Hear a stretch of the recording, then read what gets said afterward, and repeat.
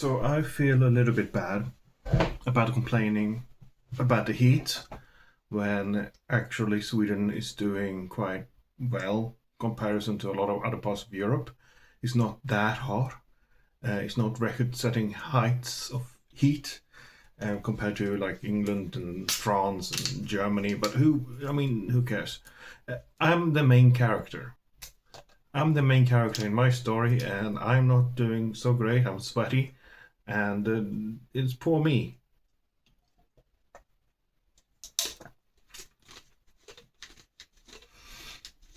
For goodness sakes, fuck EU. What do? Anyway, we're gonna be talking about Picasso, but we're not actually gonna be talking about this book because inside the book is this is a book I got secondhand. Inside the book, a little gift, postcards. This is, by the way, I can just mention the book. It's from the Modern Museum in Stockholm. So this is a little bit of an older book. I'm not sure when this was published. Let's see if I can find information. Because I think this may have coincided with a big exhibition on Picasso in Modern Art Museum in Stockholm. It's from 1988. It's a nice book. But we're not going to be talking about this book, so shut up. But a lot of people... Fucking hell. A lot of people will have questions about Picasso. Because Picasso is one of those people, I think... I talked about last video. I had the song Houdini stuck on my head by Kate Bush, and that's a kind of a coincidence because I often think of Houdini and Picasso similar in that they're really famous figures from the 20th century that have become kind of more known just as a name than the actual person. Most people absolutely don't know what Houdini looked like. They just know Houdini, like that's the famous magician. And I think the same goes with Picasso to a large extent.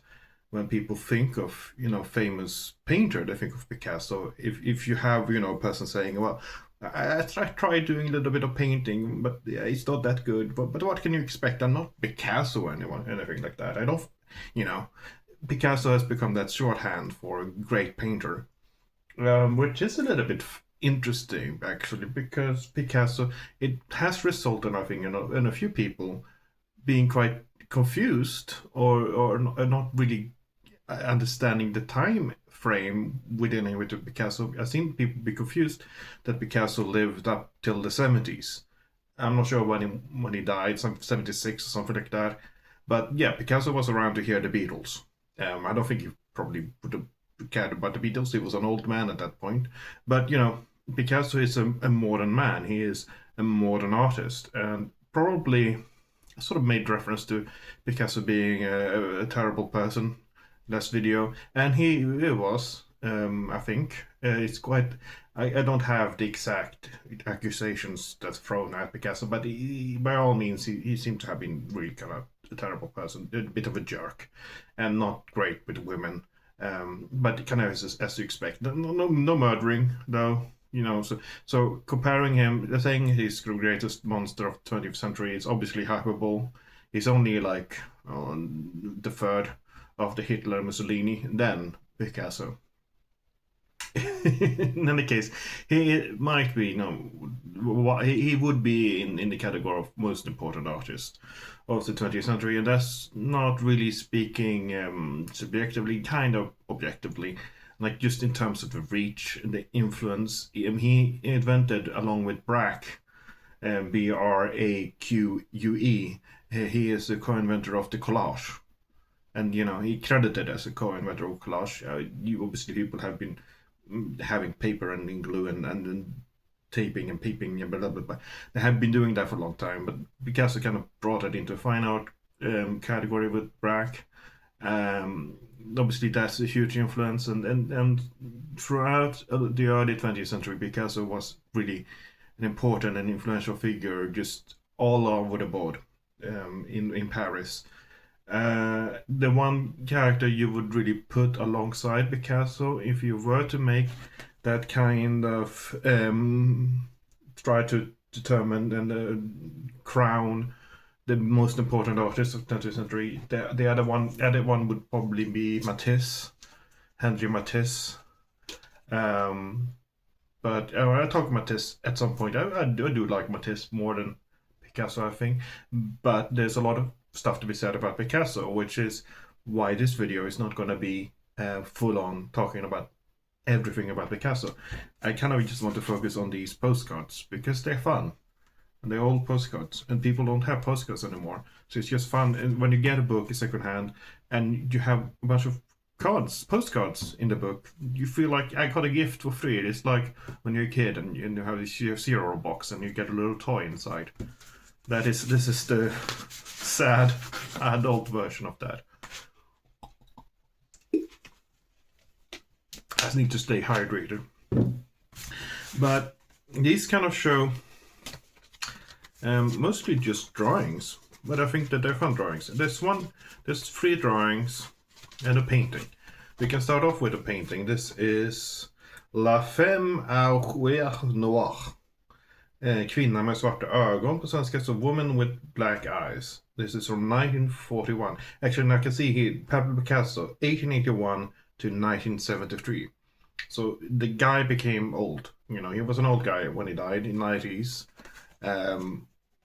Yeah, people are shocked by that. Some people think of Picasso as an old Renaissance guy because they only hear the name and they have absolutely no curiosity or knowledge outside of just basic. Whenever they hear a name or something coming into one ear, it goes out the other with no sense of reflection, no curiosity. They just hear Picasso. That sounds like a Mediterranean name. He's an artist. Oh, he must have been at the same time as Michelangelo or Raphael. He must have been one of those turtles. But anyway, so this is the Woman with Black Eyes. This is a painting. This is the sort of typical painting you associate with Picasso. This is the Cubist style. Or not, well, I mean, this is soft Cubism, I would say. This is not, well, it is Cubism, but it isn't Cubism at the most extreme, you know. This is, you can still see that this is a woman. You can still see she has breasts.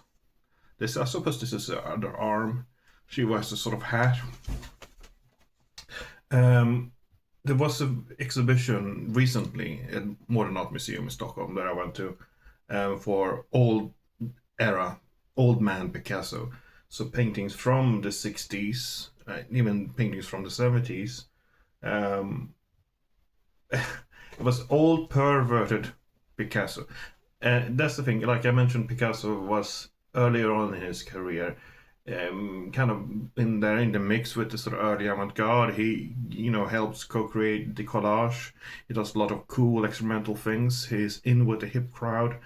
Then he becomes older and he isolates himself completely from what's going on in the rest of the art world, and he just does his old Picasso things, sort of portraits of women, often hiding penises in the paintings, often portraying. He actually has some self-insight and some self-reflection. There was a fantastic painting, drawing, I should say. It might have been a print, but it sort of shows the artist with the woman, the artist with the muse, whatever it was called, and it shows this kind of beautiful young woman, drawing done in the sort of neoclassical style that Picasso started becoming fascinated with, and then it had the sort of the artist next to the beautiful muse, and the artist was just painted as an outright monster, which shows some self-insight with Picasso. Maybe he wasn't such a bad guy after all. But yeah, this is a nice one. This is not that special, but it kind of shows what you'd expect with Picasso. The reason why I bring it up, because I talked about the breast, the reason why I bring it up is because I remember going through all these old paintings, and the old man paintings of Picasso, and I heard, a woman with another woman, two mothers had the children with them, and I heard one of them say, "This was an unexpected amount of penises here," and which made me laugh. Yeah, Picasso, an unexpected amount of penises. We could talk about old man Picasso a lot, actually, in that sense. but we're not going to, because I can't be bothered looking up a bunch of images. Let's see about these drawings here. Let's try to go by year. This is from 1921. This is from well, it doesn't say actually, which is annoying. Neither these says this, but we can start off with this one because it's a bit different. It's in that neoclassical period of Picasso where this is from 1921, so it's 20 years before this one. But here's Picasso still like he would be in his, well, he would be 40 at this point. So he is, already established artist. Picasso is not one of those figures who went unappreciated in his time. This is Etude pour trois femmes et la fontaine. Picasso was Spanish, by the way, but yeah, I guess he lived in France, so people sort of French probably adopted Picasso, but he should be saying in Spanish, I think. But this is from Museo Picasso in Paris, so fuck that. Anyway, this is you have been showing it from over here. You can see it from up close. It's a sort of neoclassical style. Superficially, it looks quite tame. It's just women with jugs around with water. Jugs have a meaning in art history, relation with womanhood, with pregnancy, because the jug has the big belly. Jugs are women, not just in the sense of the breasts being jugs. That's a different thing. In this sense, it's more a sense of water carafe having that kind of big belly, looking like a big beautiful woman's belly. Artists are perverts, and they like big, round women. But it looks sort of superficial. But I think this really goes to show one thing about Picasso, is that Picasso had a big obsession with older art, with art history, and Western art, as well as art from other parts of the world. Picasso was, you can have a discussion about this. Picasso was greatly influenced by what at that time have been referred to as sort of ethnographic objects. So, masks and other items taken from Southeast Asia, from Africa, put in museums in the West, looked at as, look at these bizarre objects that we have stolen from their homelands. Picasso would have been one of those artists who would have enjoyed going to those museums and looked at all these bizarre masks. And there is obviously colonialism there that you can criticize, but there is also a sort of weird degree of, like, I think Picasso actually greatly admired these objects too. I don't think he viewed these objects as oddities. I do think he viewed them as legitimate art, and he was influenced by it. So that's the issue with colonialism sometimes. That colonialism, obviously, its oppression is terrible. We all know that. But there is also with colonialism a weird kind of multiculturalism. Colonialism brings diversity into the world in a weird way, which is curious. But what this definitely shows is more of the antiquity, the classical influence of Picasso. I keep waving it around. I might have to find the image to put it on the screen without me just going constantly waving it around. It just feels so nice being not having a heavy book in my hand. But there are three women around a fountain. A fountain. That's the word. But it's it's simple. But what's sort of slightly radical about it is just the thickness of everything. And this part of Picasso era I have quite a soft spot for, because it shows that Picasso is beginning to approach a lot of the classical ideals with this sort of almost scientific way of, let's try to reduce a lot of these shapes. Let's try to figure out what shapes are essential in this classical style. What makes a face depicted in a sort of perfect classical way. What makes body depicted in a way that satisfies the traditional Western ideals, and he reduces the forms somewhat. This is just the beginning, but it's from a sort of, if you're an art historian or you care about art history, if you care about drawing, if you care about analyzing art, this becomes fascinating because this kind of shows the beginning steps of what later becomes, Picasso's obsession. Picasso is always in his career kind of obsessed with deconstructing art traditions and finding, the shapes and the forms that undercut or, carry the Western art canon, if I put it that way. He is kind of doing deconstruction. This is like with pretentious restaurants these days doing a deconstructed meal. Like it's taking all the flavors and rearranging them in ways that, a lot of people will say, well, what's the point of doing that? Well, it's just a creative exercise. It's just, it's pretentious shit, bullshit. Yeah, of course, but it's fun for some people. But you see more of that with these two. And I can show you, these two together. Actually, I can see where the timestamp. These might be from, how do I read that? Are these from 51? It's series 347. Yeah, 40. Yeah, these are from 68. Weird way of, he has a weird way of writing. No, he writes the date backwards, it seems like. Anyway, this is one of the drawings. Find it, if I can find it, I will put it up next to. But here you can see this is from 68, so these are later than any of these, and you can see how you have some of that in previous influence here of the neoclassical style with the sort of faces in profile. That's a very neoclassical thing. That's a very Greek thing. Alongside some of the poetry, you have the penises, obviously. You have the naked woman.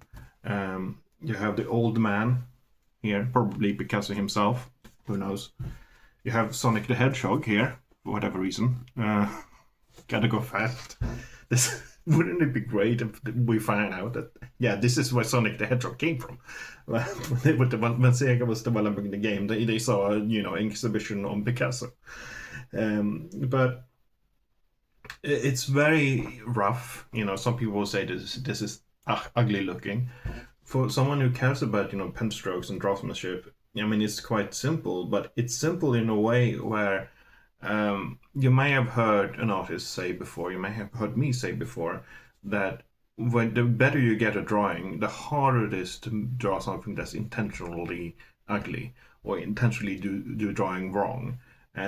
Picasso clearly became obsessed with that idea because he spent so much of his youth just trying to refine his art style more and more and more. And the older he got, the more he tried to, brutalize. He tried to become a brutalist. Like he tried to change all that robustness, all that style that he had learned in order to create something that felt more primal, more primitive almost. This is another nice one. It kind of shows. This is the last one we're going to be looking at. This is from 1968 as well. This is series 347. I'm going to see if I can find it. It doesn't have a traditional title. These are just drawings, I suppose. But you can see some of the cubism here. She has a lot of breasts going on. You can count at least 4. She's shown from different perspectives. She's shown profile, but also from straight on. But it obviously gives her quite the powerful stance, I think you could say, compared to these other two people who are sitting back, leaning back. They are not shown in the same kind of blah style, the same kind of cubism. You have a lot of kind of almost cartoonish element with this hand here holding on to this staff. Sorry, there's bubbles in this. Her head is kind of small. The face is overly big. With all of these figures, that could be an influence from, the ethnographic masks and so on that you would find, which often have that, wooden carvings from different parts of the world. I'm gonna sound very Western focused, very Eurocentric here because I can't say exactly where, but occasionally you find these kind of wooden carvings that have that very over focus on the face, as one little focus on the back of the head. Obviously, it's a mask, but even with wooden carvings, you get that. But there is something just when you analyze a lot of these stuff, there's something you can sort of tell that he has a good sense still of the human body, with the line draw here with the belly and the posture, her arms, the way her legs sort of fold over. This it's quite simple drawing, but it clearly shows this stuff. As someone who has done a lot of drawing of naked bodies, a lot of life drawing, you can tell this is someone who actually has or studied human anatomy and sort of knows how human positions themselves. This guy looks, you can see, I mean, this stance is quite natural with the back here and the way the leg goes forward, I should say, and his head sort of leaning back. There is an element that might be difficult to understand if you're not, if you're not an experienced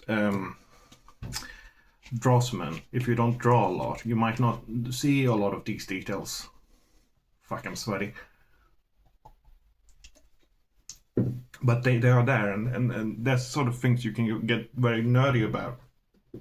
It does remind me a little bit when you see guitarists talking about their favorite guitarist, and you're listening to them playing, and inevitably you're gonna go, yeah, I suppose this is impressive, but I don't have enough, I don't have enough information, I don't know enough about guitar playing to really pick out what's so impressive about this sound. I kind of like something that's more, beginning level. There's something that might be go missing. I think, especially with these kind of drawings, they are very fascinating to people who do draw a lot, who are kind of know about drawing, who have some familiarity with it. But I'm not sure if that's going to translate to other people. But Picasso did become really famous, and all of his drawings, anything about Picasso, sold for a lot of money. Picasso became rich. And now I wonder why I'm not rich. And I'm sad. And I'm sweaty.